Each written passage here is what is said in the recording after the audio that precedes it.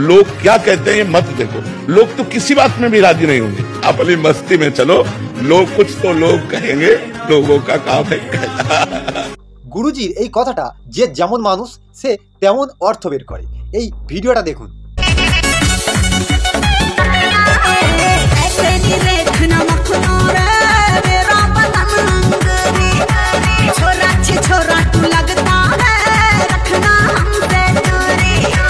पतली कमर तेरी कम सिम उमर उद्घाटन में आज कर देता हूँ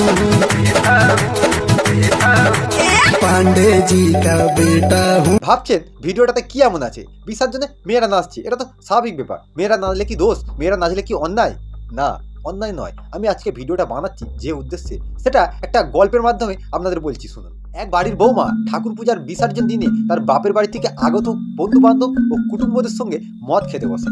সেই দেখে সে বাড়ির শাশুড়ি মা তাকে বলে, রূপালী তুই মদ খাচ্ছিস, তোর এই ছোট ছেলে এ রাতের বেলা উঠে যদি কাঁদে যে দুধ খাবো, কি রাতের বেলা পেশাব পায়খানা করে ঘেঁটে মেয়েকে থাকে, তুই তো মদ খেয়ে বেহুশ হয়ে পড়ে থাকবি, ওর খেয়াল কে রাখবে? তখন তার বৌমা শাশুড়িকে বলে, তুমি আমার ভালো চাও না, তুমি আমার খুশি দেখতে পারো না, তুমি সবকিছুতেই বাধা দাও। আমি কি প্রত্যেক দিন খাচ্ছি, বিসর্জনে একটা দিন খাচ্ছি, তাতেও তোমার আপত্তি?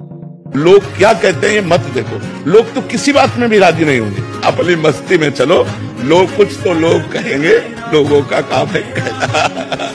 শাশুড়ি মা কিছু আর বলে না, কারণ শাশুড়ি মা বলাতে শাশুড়ি মাকে শুনতে হয়েছে যে শাশুড়ি মা তার নাকি আনন্দ দেখতে পারে না, তার নাকি খুশি সহ্য করতে পারে না। এবার আপনারা একটু ভেবে দেখুন তো, শাশুড়ি মা সত্যি কি কিছু ভুল কথা বলেছিল বা বলেছে? আপনারাও একটা সময় শাশুড়ি হবেন, বা আপনারাও কেউ মা, কেউ মেয়ে, কেউ বোন, কিন্তু আপনারাও মদ খাবেন কি খাবেন সেটা আপনাদের ব্যক্তিগত ব্যাপার। বিসর্জনে নাচবেন কি নাচবেন না সেটাও আপনাদের ব্যক্তিগত ব্যাপার। কিন্তু ছোট একটা বাচ্চা যখন থাকে বাড়িতে, দয়া করে এরকম করবেন না, এইরকম করবেন না।